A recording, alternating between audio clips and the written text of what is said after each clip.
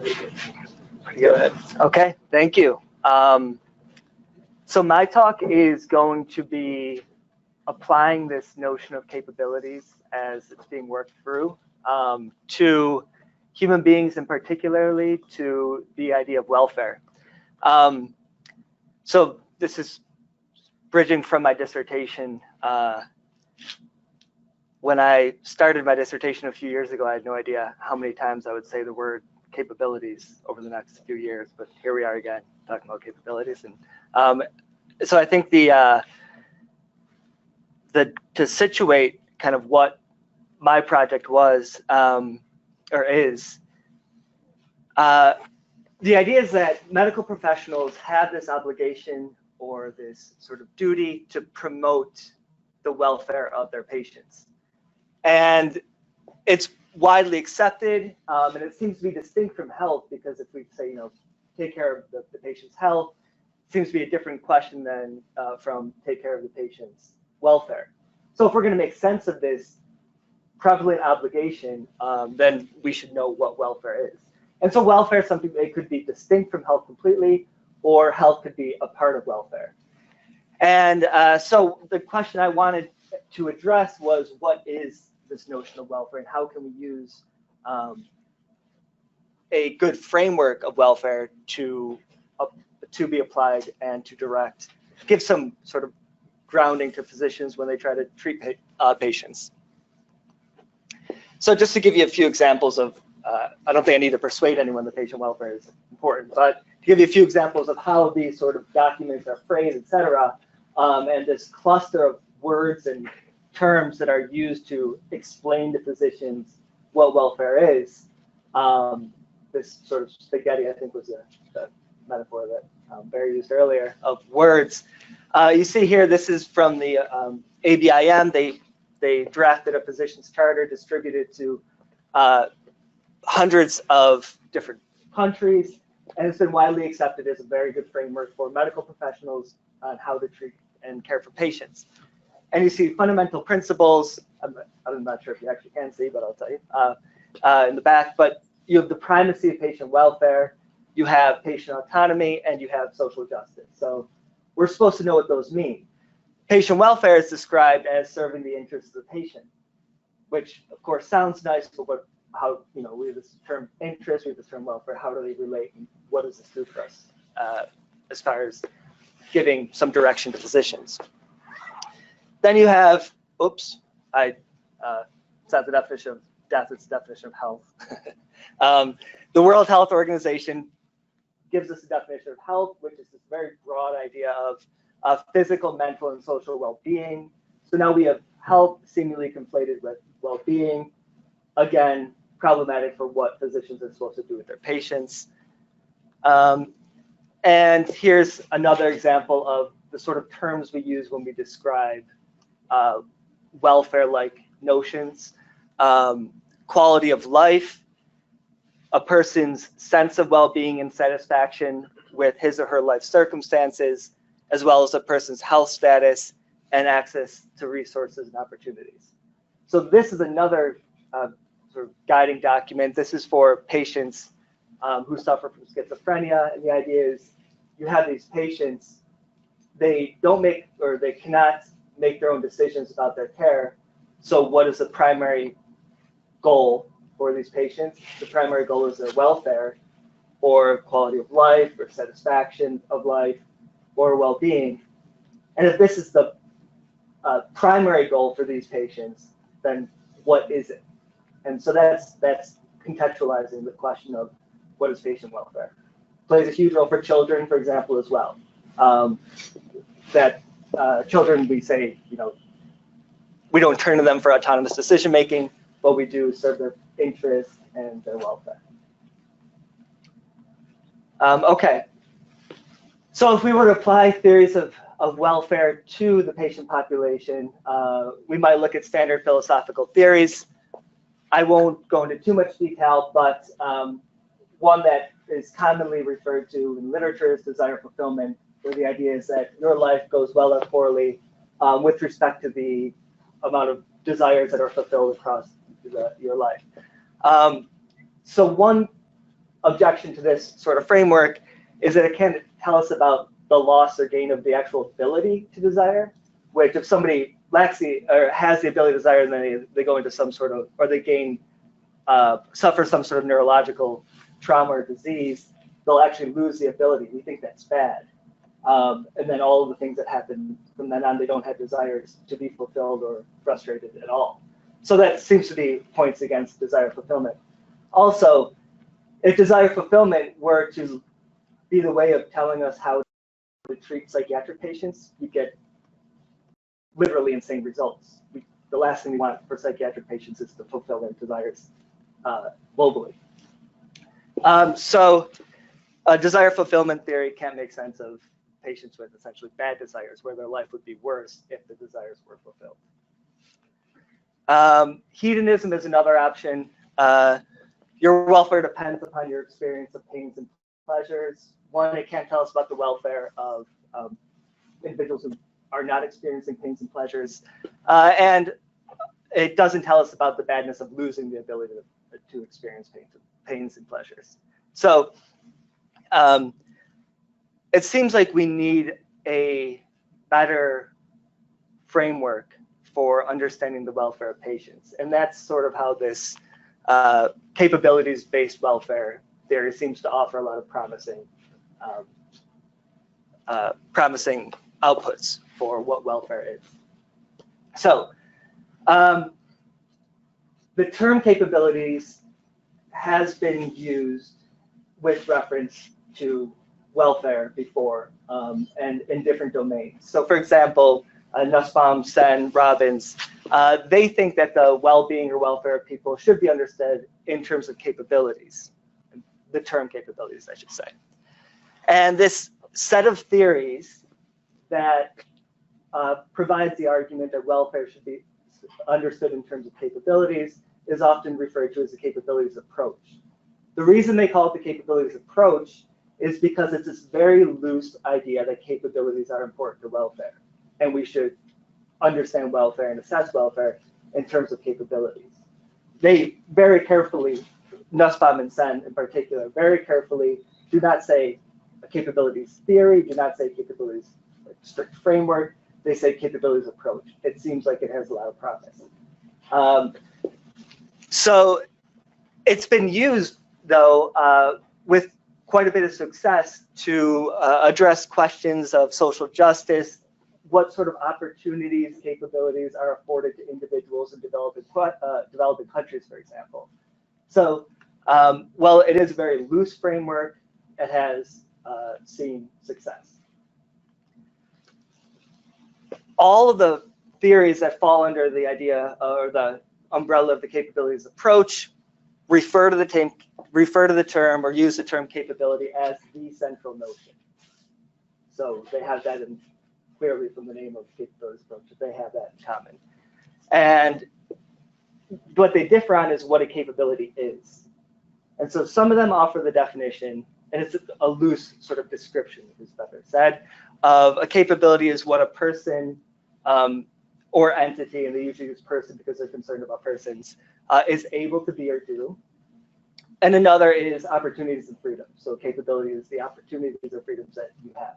So these are the definitions that appear most prevalently in the literature when we talk about the capabilities approach.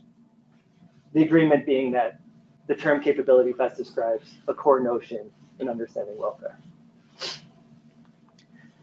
So this seems to be confusing what we mean by capability or what capability should be. So when we talk about anything that a person or entity is able to be or do, as we saw in Barry's talk, it seems like the ability to become bald, the ability of a vase to shatter, or a raccoon to become infected with rabies. These don't seem like capabilities. In fact, when Nussbaum, Sen, Robbins, etc., describe capabilities, they don't describe the negative things that you are able to be or do. They describe the positive things. So even though they define it without a balance, negatively or positively, all of the discussion is clearly about the positive things that you were able to be or do. So it's implicit. Yet there is a pocket of literature about whether or not capability should have this balance. But when push comes to shove, the description is always in positive terms. So this basic, what they seem to be talking about here are more along the lines of dispositions. At least their definition is more corresponds closely to definitions as opposed to what we want to call capabilities. The other most frequently used phrase to describe the term capability is opportunities and freedoms. So if I'm traveling and I don't have the opportunity to communicate with someone in English, I still seem to have the capability to speak in English. I just am limited about how I can realize that capability.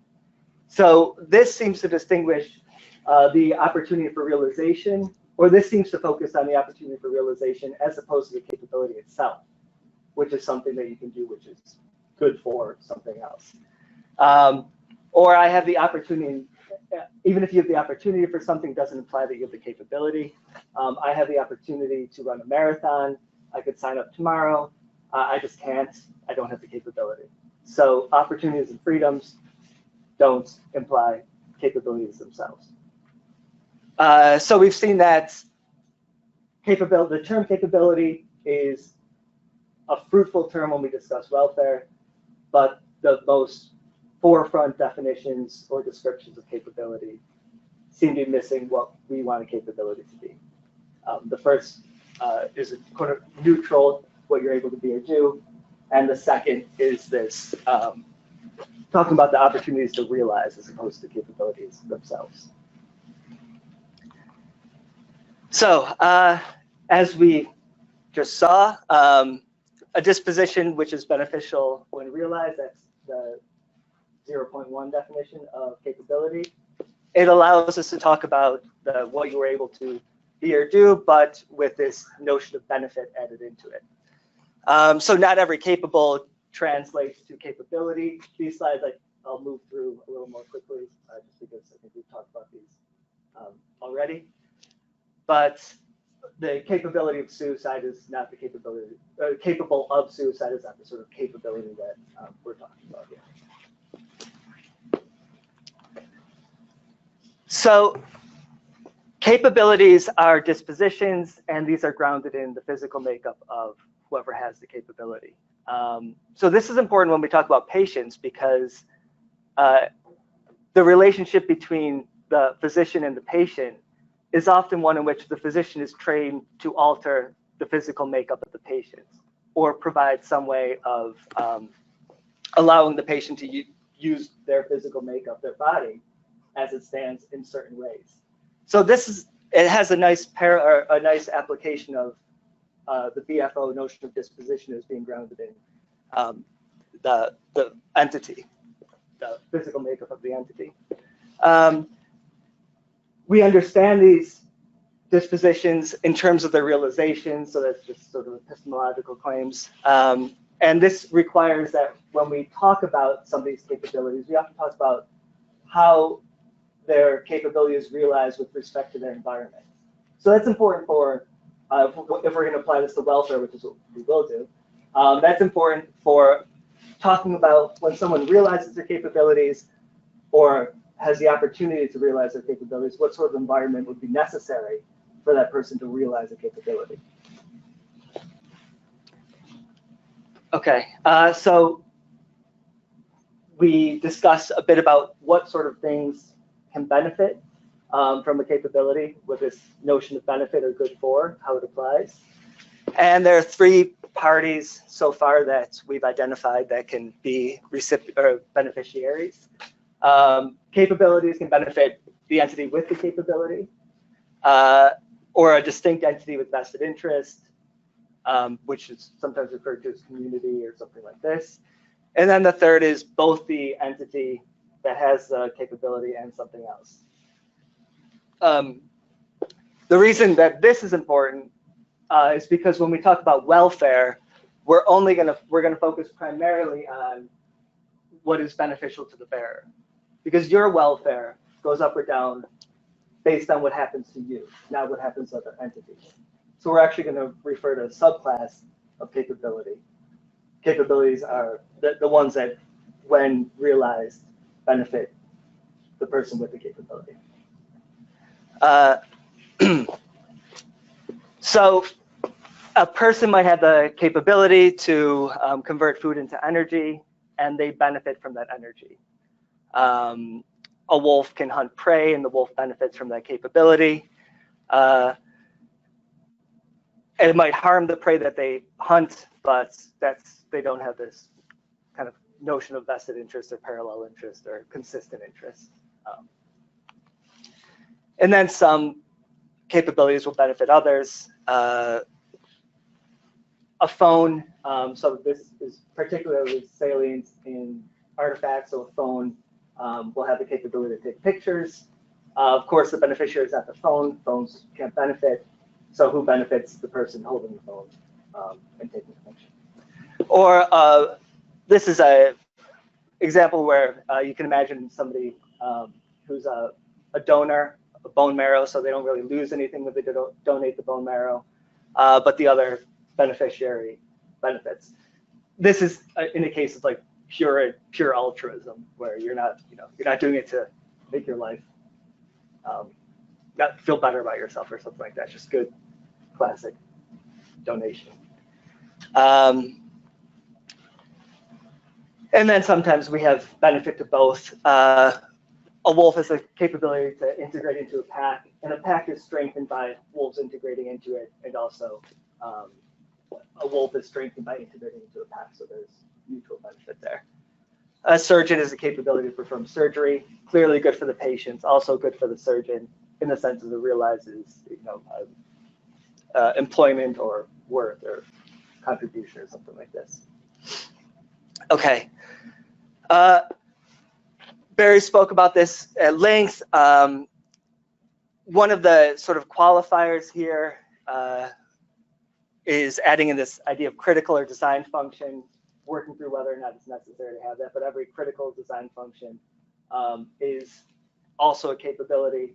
So my kidneys can filter blood, produce urine. That's good for me.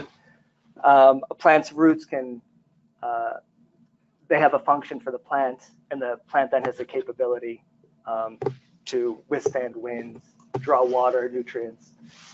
You want questions at the end? Or? Yeah, you can do questions there. Yes. So you said the wolf has a capability to integrate into a pack. Yes. So I'm thinking of the disposition versus the capability. Maybe are there psychological dispositions of animals? So say that the wolf has a disposition, they desire to be part of the pack. That's probably a true statement. Yes. Something drives them to want. They have that disposition.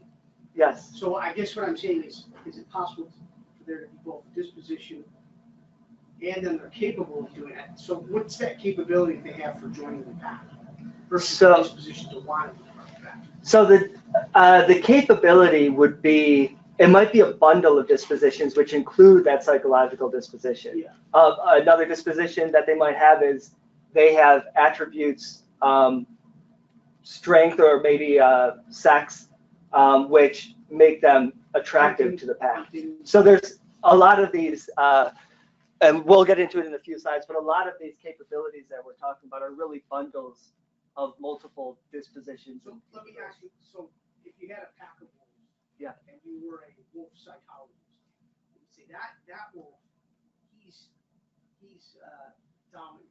He has an aggressive disposition. Mm-hmm. That wolf is not dominant. He's passive. Mm-hmm. He's a passive disposition.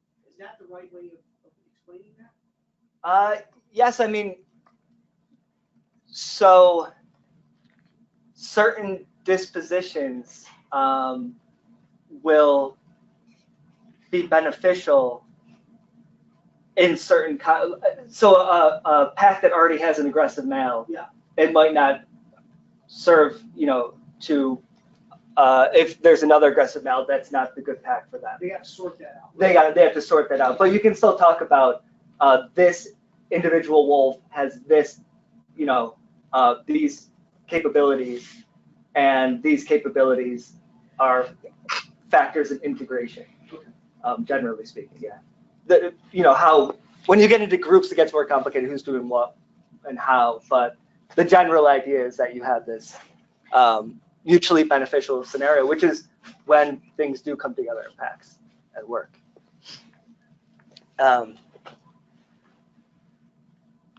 Okay, so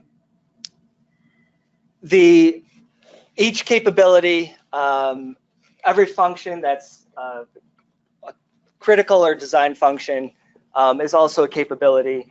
So this gets us started at least understanding what sort of capabilities we might have. So they're not these are, there could be plenty of more capabilities, and there are plenty more capabilities, but at least we have this set of critical or design functions being a capability. So for example, the phone, it's not the function of your phone to have a camera as a phone, but it's a good capability of your phone. The camera in the phone has a function of taking photos, and that's a good capability of it. So not every capability is a function. I have the capability to read novels, but that's not my function, not my purpose, as Barry discussed earlier as well. So human capabilities, now we're taking this notion of capabilities and applying it to human beings. They're grounded in our physical makeup, which follows from capabilities being dispositions. And they include minimally our functions, our critical functions, or the functions that correspond to critical biological parts. And they seem, at least within this framework that I want to explore, to be central to the welfare of the human being. So your capabilities are a central notion in understanding what makes your life go well or poorly. So this is a kind of, a lot of the features that are here are going to play a role in the next few slides. So this is a kind of rough sketch of what a granularity of capabilities might look like. So you have some very fundamental capabilities, which other more refined capabilities require in order to be developed. So for example, say you have and when I refer in future slides to lower and higher levels, it'll correspond with this general idea. So I'm not, this is not I'm not committed or married to this, but this is just the idea of how things might relate and function when we talk about capabilities. So at the lower level, you might have something along the lines of biological functions.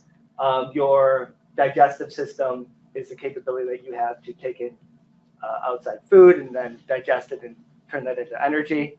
And then social environmental integration.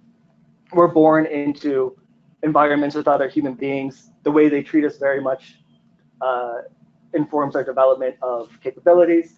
And then as we develop, we have higher level, often bundled capabilities, and it might get all the way up to very refined capabilities such as playing violin, which requires that we've already developed, for example, capabilities corresponding to psychological function and biological functions. So when I refer to it in future slides to higher level things, it might be like you composing a symphony, and those require a bunch of lower level capabilities upon which these higher level capabilities are constructed. So when we talk about human capabilities, they seem to be different from the capabilities of artifacts and machines. One distinction between human capabilities and the capabilities of non-living things is the gaining, how we might gain capabilities, or what it means to gain a capability. It requires an alteration of one's relevant physical makeup for capability. So when you develop, for example, the capability to play the violin, over a long period of time, you keep doing this thing, and then eventually this thing is sort of wired into you, and then you can perform that, you can realize that capability. when you're not playing the violin, you have the capability. At times you realize it. And humans have if capabilities, which we'll see, I think, are important to us. If capabilities are of the central role in our welfare, then we might ask, in what ways can human beings develop capabilities? So for other things, machines and artifacts are not going to develop their own capabilities, but we are in a strange position where we can develop our own capabilities, and we have different ways of developing capabilities. And the goal is to have a fairly comprehensive but simple list of how we might develop capabilities, so if anybody can think of other alternative ways, then it'd be helpful, beneficial. So one is genetically based development. We just have genetic code which we develop following, and this produces capabilities such as your digestive system. Others through mimicking and mirroring, which human beings, it's a unique feature of human beings where we'll watch somebody else, especially when we're very little, and do what they do, and then we'll develop the capabilities that we're mimicking or mirroring. Need-based response, so without much decision making, we'll do things that fuel our survival, such as grabbing and sucking, and then we develop capabilities off that. Other capabilities we can develop through foreign components, which, for example, a medical procedure which is introduced into your body will assist in the development of capabilities in your body. And then through education and training, which is a very unique feature, we can set a goal of a capability we want, figure out the means to the goal, and then practice and develop the capability that we've identified that we want to now have.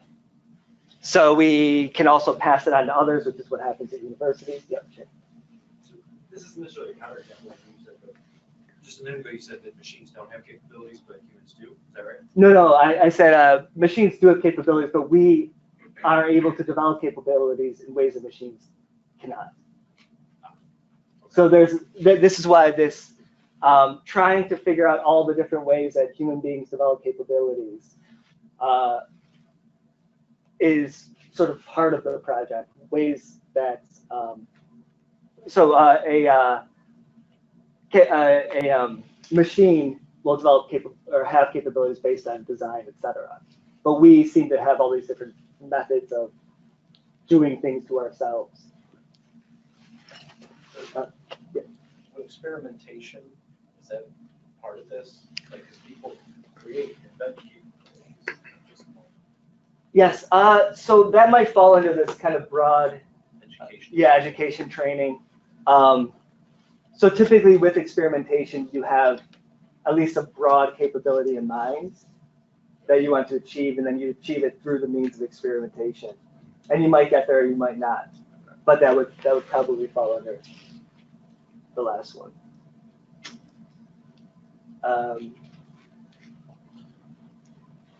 Are there any other methods of achieving capabilities that human beings might have? Okay. What about group stuff where you can get new capabilities by acting as a group as a whole, as opposed to, so these focus on the individual, right? Mm-hmm. So I guess that'd be more like organizational sort of capability. Yeah, and that would be, so I wonder if you take out,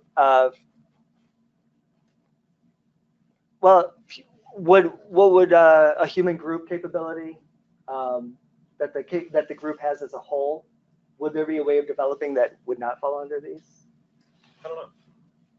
I think it's just sort of this sort of, I guess, not quite emergent, but something like that, right? Where as you get enough people together, you can do things like build the pyramids, for instance, that you just cannot do as an individual, right? Right. So that would be, it would be true that there are certain capabilities that a group has that a human as an individual wouldn't have, but the method about developing the capability would probably fall under one of these, I would think.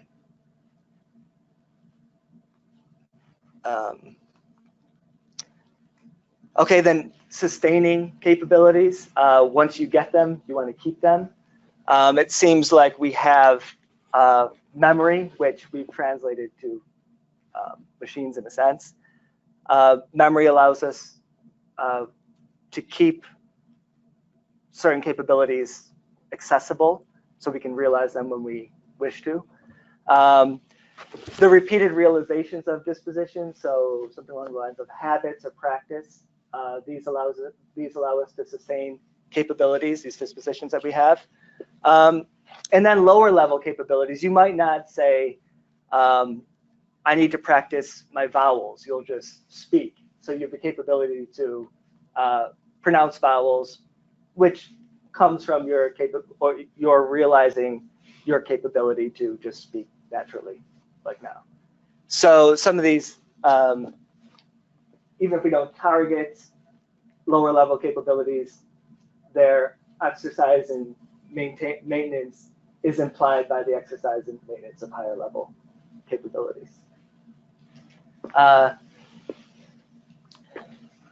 So losing capabilities on the other side of the coin, when an entity loses a capability, there's a corresponding change. So in a lot of the literature on capabilities, which don't share our precise definition of capabilities and also working definition of capabilities, but which refer to capabilities as opportunities or things like this, sometimes we'll talk about you not being able to do something as losing an opportunity, but that seems wrong. For example, if I spoke Quechua, when I lose the capability to speak Quechua, it occurs when I no longer have the disposition to speak Quechua. External factors like no one around to speak Quechua with, or if the last other Quechua speaker dies, would not mean that I've now lost my capability to speak Quechua. So the loss of the capability has to be something that happens to me, at least with these individually housed capabilities. Group capabilities might be trickier. Yep, there.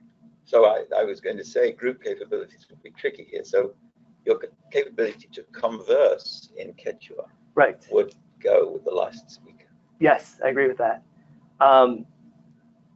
Communicate, or exactly. The dialogue in Quechua would go away. But the capability itself, just to speak the language, wouldn't go away. Yes. You're saying this ability to speak this language is a capability, and every known speaker is dead. So is it still a capability? Does it benefit you in some way? It does. I think it would. So after a period of time, I think this is where the history, plays a role. After a period of time, speaking Quechua would no longer be a capability, even if one could speak it, and it would just, practically speaking, die by itself for this very reason. But yeah, it would remain a capability just in virtue of its past up to that point. Yes. So do you think that might be a capability to marry? Probably that I cannot have a priest then. A capability to marry if there's no priest around? Well, do you think there is a capability to marry someone? To officiate or to get married? Officiate. Okay. Oh, to officiate. Yeah. Fine. Okay. Yes, I'd say so. Suppose I am a priest and I have this capability, and I lose after that, I'm excommunicated by the Pope. I lose the capability. There is the change in physical nature. Okay, so that would be I guess, so that would be better understood as a role that corresponds with a capability as well. So you need to have certain capabilities in order to have the role. And for example, a tree could never have that role. So there are capabilities that are built, and I guess it's a little ambiguous, the question, right? So if the role is removed, then you don't have the, I guess, right to perform a ceremony, but you do have the capability.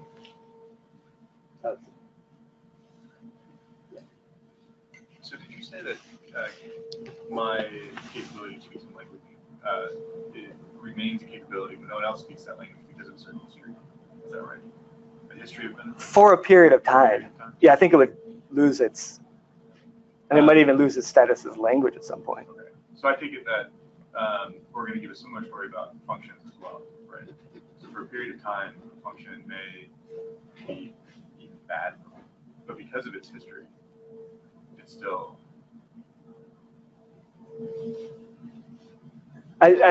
This is sort of carrying on what your question was before, right? Yeah, exactly. Yeah. Because I mean, the way of avoiding the counterexample is to say, well, function, it's not a function anymore. This particular instance of this disposition is no longer doing what it did, or it is the self-limiting is no longer resulting in survival or infection, and so it's not a function anymore. But it sounded like what you're saying here, it would continue to be a capability because of its history of benefit. So I just assume that that's going to carry over into the function story as well. I mean, I would say that during your lifetime of when you have it, say you grew up in a Quechua village and then you're adopted. Yeah. I think it's a capability, even though you're adopted to the United States and you're far from anyone who. Yeah, sure. I would say it would make sense that it's a capability that you're not going to realize and you'll probably lose, but it's a capability. Right. And that, I mean, it's a bigger question about languages dying in general. All the people that speak Quechua, and then one person passing on to one person or something like this might be trickier. But I don't think it's too big of a stretch to say that, taken out of your context, it's a capability that when you lose, it'll be because you lose the disposition as a whole. Yeah. Oh, and the main clarification is just that functions operate the same. I think I'll let Barry fight on that one. But, yeah. Yes. There's a question from Anthony online. Suppose I learned to read and write a new language. Over time, through a lack of use or practice, I completely forgot how to read and write in that language. I would have lost the capability to read and write that language. However, unless that part of the brain that allows me to learn a language is impacted, I still retain a disposition to learn a language. For this reason, is it reasonable to state that capability is not a specialization of disposition? When you learn, I guess I'm talking to you, but the new language, is it a brand new language that nobody else speaks? Does that might not even make a difference? Or is it a new language to you, a language you didn't know before? Okay, yeah. So I would say the question is so there's a capability to learn languages in general. And then when you learn a language, you've kind of constructed another capability upon that. So I'm not sure, you could have the capability to learn a language and retain that and lose the capability to learn particular languages. Yeah, I don't know if that would be question, problematic. His clarification was a language formerly unknown to me. Okay. Yeah, I don't know if it would be, I don't know if that's problematic, that you can have a low-level capability to learn languages and then you realize that by creating another capability to learn a particular language. Seems like just structures of, would you say the same? Yeah. Yeah. So it still seems like that's very much into the very particular capabilities, like the ability to, by virtue of experience and shared experience, persuade a particular dictator, boss, whatever. Yeah. And then that person dies. They don't have that capability, or there's no way to realize it. And yet I didn't change. So I would say that when we what you really have the capability for is it complements certain features of the person who died, and you still have that capability. But the capability has to prevent the person's not there to prevent the person. So you won't realize it, but I still think you have the capability. If somebody else were to pop up like that person, then you could just realize it again.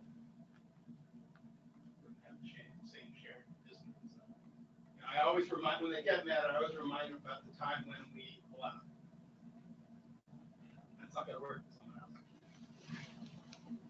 else. Do you want to say? Yes, so this is a problem which has puzzled me for a long time. So there is a huge literature on disposition in the philosophical world, dispositions, powers, potentialities, and so forth. And it seems clear to me that there are some dispositions which are specific to a unique target. So love is the best example. So surely you're not disposed to love just anybody, you're disposed to love this particular person. But when I talk to the authors of this literature, they say, no, there can't be such dispositions because dispositions are based on physics. Physics only deals with generalities. And so any disposition that you have to be in love with such and such a person has to be a disposition which could, in principle, the very disposition could be such that you have it also to an identical seeming person. And the same would go with dictators. So you can't have dispositions which are unique to certain targets. They say, I find this somehow discomforting, but that's what they say. And it's hard to prove them wrong. What would be a disposition that was targeted to just one target? Well, I've given you an example. I know, but it doesn't seem to be explicable by means of physics. You're guiding you have a repertoire of immune receptors that are typically different than other people because they're taking their own sample taken from very large. Yeah, but and yet that be however, by which some medicine works for you. However specific the repertoire, it can always be applied to the next pathogen or the next dictator who is relevantly similar. Yeah, all right, maybe. Yeah. Yeah. Excommunicated. Before he was excommunicated, it seems like he had he had a language capability. The priest could utter words in that language and say, I hereby marry you. Mm-hmm. But if he's excommunicated or he loses that social standing, that role, that capability seems gone. It seems like he has language capability. The marrying capability is something different, I think. So I think it parallels things like the capability to vote, and then you're stripped of that. And for example, if you are convicted of a felony or something like this, and then you can no longer vote. So it seems like you have all the capabilities required to do this thing, to realize this thing, but you're prevented. The realization is prevented. I think that's what is happening in these cases. The realization is prevented from these capabilities. For the priest example, I think that it's a something to work through, but I think that this restricting the realization. You're saying that he still has the capability even after. He still has A language capability. a number of the capabilities that form the complex bundle, which forms this complex capability of marrying someone. He has a number of those that he retains. A critical one,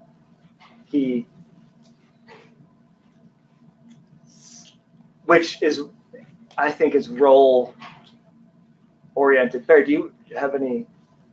Isn't it just not a capability to marry people? It's just a role. Yeah, it's just a role that is comprised of capabilities. That's the benefit. Yeah. Right. Capabilities are inextricably tied to benefit. Remove the ability to marry efficiently, remove the benefit. Right, there you go. It's hard to say that it survives. Yeah, if I've lost that capability survives. Hard to say. It doesn't survive. Yes, so there's certainly dispositions associated, and yes, those dispositions are still there, but that's not what's being asked. What's being asked is about the capability. the capabilities that correspond to a role. So when you're offering or when you're giving a role to somebody, which role we can make sense of, it requires that you have certain capabilities. But it's not the whole story. I'll say it a different way. My claim is that the excommunicated priest Mm-hmm. is no longer a priest, and he or she no longer has the capability of wearing it. It seems like a kind of a normal way to say that. So I would say that that's a misuse of capability then, in the sense of being allowed to, permitted. It's using capability as permitted. I'm incapable of voting. I'm a felon. I can go in and I can pull down the lever. The vote doesn't count. I'm incapable. Perhaps. Yeah. It's a different sense, but we should treat Yeah. it. Yeah. I think. We need to think about it. Yeah. So like roles can confer benefits also, but I don't think anyone's saying that only capabilities confer benefits. Right, and that's another point: is can you get benefits from other? Of course, there are other ways of getting benefits that don't come from capabilities. But is this a way of using the word capable? That yeah, is, now we're flipping. Yeah. And just ambiguous, like in our use of language.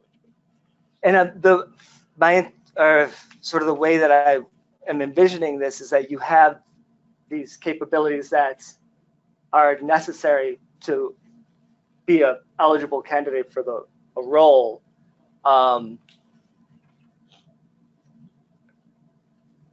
But the taking or the leaving of the role doesn't correspond to any single or any bundled dispositions because it's a role. But yeah, I think there's probably better things to be said about that, better answers. And for your question too about the priest. Yeah, Dave. So this is a sort of clarificatory question about how to lose that capability. So you're familiar with like masking in this position. So you have a vase, it's fragile, by suitably strike. If I wrap it in bubble wrap, that disposition is now masked. If I suitably strike it, it's not going to break. There's a phenomenon in sports, like pitchers, sprinters, like rebounders, basketball. Something can happen where they're no longer able to get themselves in this like mental context where they can pitch the right way or run at their like peak speed or whatever else. Sometimes I can describe sports psychology as a case. It sounds like a case of masking, where they say, well, the ability is still there. You're just not able to get your mind out of the way. Mm-hmm. And I was curious whether you would conceive this as a capability that's masked, or if this is truly like a loss of the capability. Or maybe there's just like it's a complex. Yeah. Maybe it's just too complicated. Yeah, I'm not sure. I mean, it seems like a really, you have to know a lot about how people look at, that time. If there's, you can, some people, the opposite, where, you get a big rush of adrenaline before you do things that you wouldn't have been able to do before the game. It seems like you actually you're physically altered, and now you can do things that you normally wouldn't do. Yeah. So maybe it's that, but flip side. Okay, and then so here are the bundled capabilities. I think that we can understand capabilities in terms of bundles, especially these higher level ones. So the capability to tell a joke, for example, features many different capabilities bundled in there. So if you lack critical ones, then you're not funny, probably. Okay. So identifying human capabilities, this is a pretty, I guess it's a question of epistemology as well, but it's a tough question. Seems like some starting points, because we want this to be able to translate to being guiding for positions in the long run. So it seems like one of the places we can turn to is that we have these sort of basic realms of things that we can and can't do based on what the kind of thing we are. We're all born into a society, and we do bodily things, and we develop minds, we do rational things. So perhaps one starting point is to say the development along these different spectra. And this corresponds, this notion of having basic biological, psychological, social capabilities, tying it together theoretically at the very fundamental level is difficult, but we can turn to just empirical studies of what are goods across cultures universally, and it seems like all goods trace back to categories such as these, spirituality being another one. And as pointed out in an earlier slide, we can talk about critical functions and how they translate to capabilities, so we have at least those to work with as well. Okay, so now we're at capabilities and welfare. If we can make sense of capabilities, and we can agree that they form some role in welfare or some central place in welfare, the framework that I want to propose is that the capabilities that matter to your welfare are the ones that benefit you. They could benefit others as well, but they're the ones that, when realized, benefit you. So a capability that a surgeon might have is to perform surgery. The ones that matter to the welfare are to the surgeon's welfare are the ones that benefit and realized benefit the surgeon. So while the surgeon is benefiting others, the realizations that count towards welfare are the ones that turn back to you and benefit you. This is important because when we're sorting out when a bunch of things, benefits accrue from the realization of a capability, it's easy, at least in the clinical setting, to talk about the benefits that accrue to the patient, all these other things when we talk about the welfare of the individual, either member of the medical team or the individual patient. So just to restrict it to that number one beneficiary, which is the bearer of the capability, and also in cases when it benefits others, as well as yourself, the bearer of the capability, then that matters. Yes. Do we have time? Yeah. Please, so you got 5 minutes. I got 5 minutes, yeah. So this idea with benefiting the bearer. So whose definition of benefit are we dealing with? It seems to me to be the essential problem of most issues in healthcare is that the doctor and the patient often disagree. Diabetes, smoking, and so on. What benefit? A lot of people suffer from severe, obesity. Doesn't seem to have a problem with it. But obviously, in the long run, healthcare professional will say that you have to eat healthy or whatever. So which one is which benefit? Whose decision is that we go with? So I think that that a framework like this, where you have lower level capabilities that permit higher level capabilities, actually provides a good framework for conversations just like this, where you have a clinician and a patient, and they're talking about goals of care. And so the patient might be saying, these are the things that I enjoy. When they're framed in terms of capabilities, so the things that the patient enjoys or wants out of life, they are realizations of capabilities. And these capabilities that the patients are typically talking about are high level capabilities. So clinicians can trace high level capabilities down to lower level capabilities, and that can actually inform a conversation. So for example, if someone who's severely obese says, these are the things I enjoy. One is, how do the things you enjoy require some level of basic health, which is building up?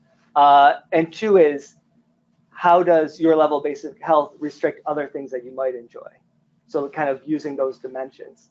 And this isn't gonna,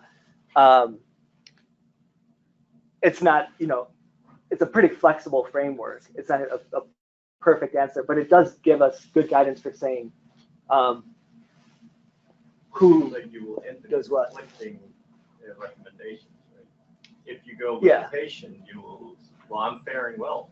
And, exercising my capabilities of eating more and more and actually, you know, adding to my body weight, which is a capability when it's realized in certain normal ways, right? Right. Yeah. But you know, I'm benefiting now, but maybe not in 20 years when I get arthritis and so on, right? But It's so then there's there's a question also of you know, like global versus local benefit, and we can talk about short-term and long-term goals as well. But all of these things can be described best in terms of I think in terms of capabilities, and especially as opposed to desire, fulfillment, or hedonism, which would essentially leave you with not many resources to discuss what someone's future looks like, and you know, okay, I see. You see what I'm saying?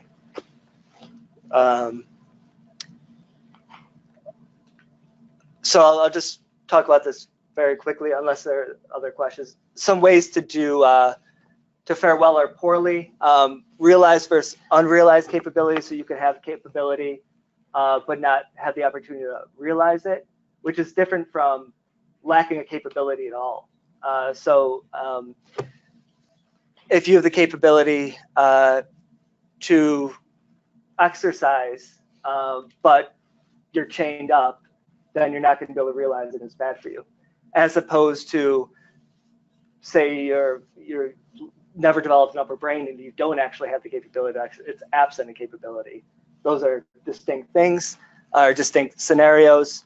Or if you have, your welfare is composed of a cluster, a bundle of capabilities. If one capability is far too exercised at the detriment of others, then that is another way of understanding faring poorly or well, which is why a definition of capabilities and welfare is a bundle of capabilities and a balanced realization instead of just a maximal realization of all of the capabilities in the bundle. Another question from Anthony. To avoid the potential for conflation amongst disparate universes of discourse, I assume one would provide more granular specializations of welfare. If welfare itself is a specialization of a direct capability, one that benefits its bearer, then health welfare benefits the bearer's health, where financial welfare benefits the bearer's finances, as in the surgeon benefiting from the employment. Is this a reasonable assumption? So you can also qualify welfare along dimensions like Anthony has done, where you could talk about your financial welfare. It's a way of speaking, but that can also have components within it, assets versus liquid cash, for example. So you can discuss dimensions of welfare within. You can discuss your level of welfare within dimensions of welfare. So this cluster can further be divided, and then you can talk about these different things. So if that answered the question, Neil? Do you mind going back to the previous slide where you had your account of welfare? One more, the one with the patient at the bottom. The one with the patient at the bottom? Yeah, you said the patient's welfare consists in, and one's welfare consists in. Yeah, let me find it real quick. There we are. Yes. So you say one's welfare is the degree and balance to which one develops and realizes these capabilities. So it's both having the capability and realizing it, not just realizing it? It is, so this kind of traces back, you have every capability being a realization of a further capability, but it obviously can't go on infinitely. There are some fundamental capabilities that I imagine we just are, it's a congenital thing that we have. So what I was trying to capture with this, and what I typically have in this definition is just realize, but the realization of the capability in itself, and also the development of the capability for further capabilities. So it's sort of two-tiered in that sense. One is if you have the capability to exercise, you realize that, but you also develop more refined means of exercise. That's what develop is. All right. Thank you.